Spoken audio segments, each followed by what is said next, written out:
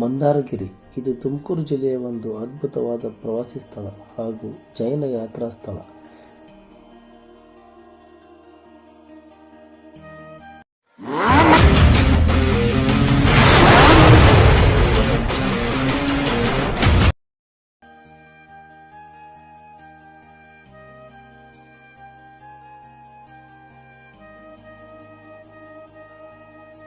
ಮಂದಾರಗಿರಿ ಬೆಟ್ಟವನ್ನು ಹತ್ತಿದ ತಕ್ಷಣ ಮೊದಲಿಗೆ ಕಾಣುವುದೇ ಕಲ್ಪವೃಕ್ಷ. ಈ ಕಲ್ಪವೃಕ್ಷವು ಆರ್ಟಿಫಿಷಿಯಲ್ ಆಗಿರುತ್ತದೆ, ಅಂದರೆ ಮಾನವ ನಿರ್ಮಿತ ಕಲ್ಪವೃಕ್ಷ ಮರವಾಗಿದೆ. ಇದನ್ನು ಇತ್ತೀಚಿನ ದಿನಗಳಲ್ಲಿ ನಿರ್ಮಾಣ ಮಾಡಿರುತ್ತಾರೆ.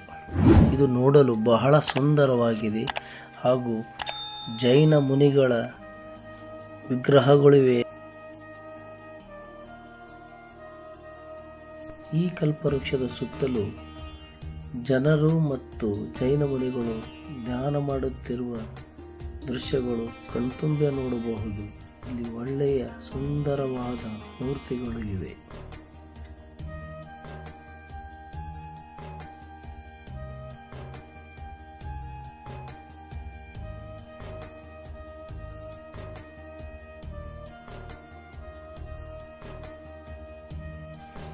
ಕಲ್ಪವೃಕ್ಷದ ಸುತ್ತಲೂ ಒಳ್ಳೆಯ ಕಲಾಕೃತಿಗಳನ್ನು ಕೆತ್ತಲಾಗಿದೆ ಹಾಗೂ ಅಲ್ಲಿರುವ ಸ್ತಂಭಗಳ ಮೇಲೆ ಒಳ್ಳೆಯ ಕಲಾಕೃತಿಗಳನ್ನು ಸಹ ಕೆತ್ತಲಾಗಿದೆ.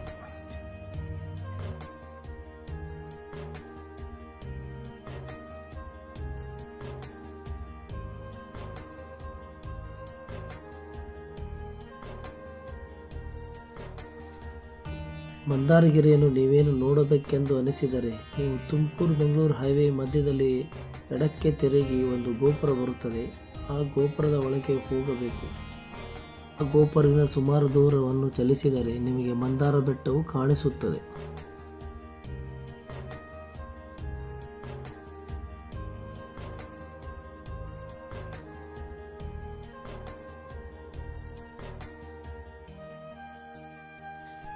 ಈ ಮಂದಾರಗಿರಿ ಪರ್ವತವು ತುಮಕೂರಿಂದ 12 ಕಿಲೋಮೀಟರ್ ದೂರದಲ್ಲಿದೆ ಹಾಗೂ ಬೆಂಗಳೂರಿಂದ ಸುಮಾರು 70 ಕಿಲೋಮೀಟರ್ ದೂರದಲ್ಲಿದೆ. ಇದು ತುಮಕೂರಿಂದ ಬೆಂಗಳೂರಿಗೆ ಹೋಗುವ ನ್ಯಾಷನಲ್ ಹೈವೇಯಲ್ಲಿ ಬರುತ್ತದೆ. ಈ ಬೆಟ್ಟದ ಒಳಗೆ ಹೋಗಲು ಪಾರ್ಕಿಂಗ್ ಚಾರ್ಜ್ ಅಂತ ಹೇಳಿ 40 ರೂಪಾಯಿಗಳನ್ನು ಪಡೆಯುತ್ತಾರೆ. ಈ ಬೆಟ್ಟಕ್ಕೆ ಹೋಗಲು 2 ಮಾರ್ಗಗಳಿವೆ. ಒಂದು ಮೆಟ್ಟಲ ಮುಖಾಂತರ ಹಾಗೂ ಇನ್ನೊಂದು ಆಟೋ ಮುಖಾಂತರ ಹೋಗಬಹುದು.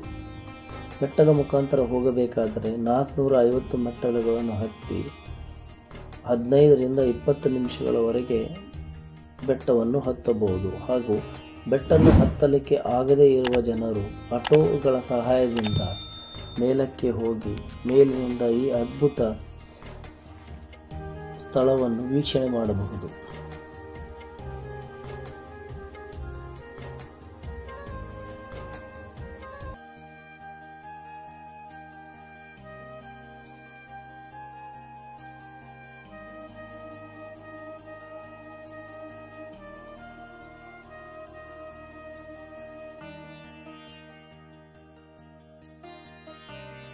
ಈ ಬೆಟ್ಟದ ಹಿಂದೆ ಹೋದರೆ ಮೈದಾಳ ಕೆರೆಯೂ ಇದೆ.